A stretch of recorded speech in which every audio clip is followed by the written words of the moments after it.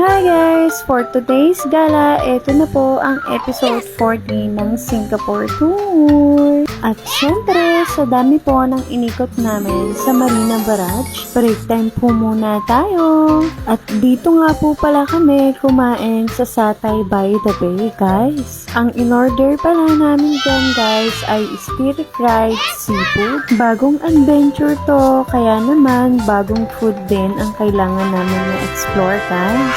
Yung stir-fried seafood na yan, guys, super masarap yan. Yung tipong nag-e-edit na lang ako, naaalala ko pa din yung lasa niya.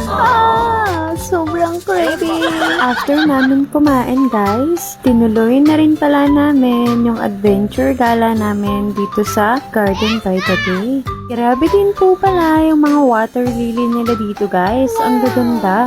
First time ko lang din po pala nakakita ng water lily sa totoong buhay.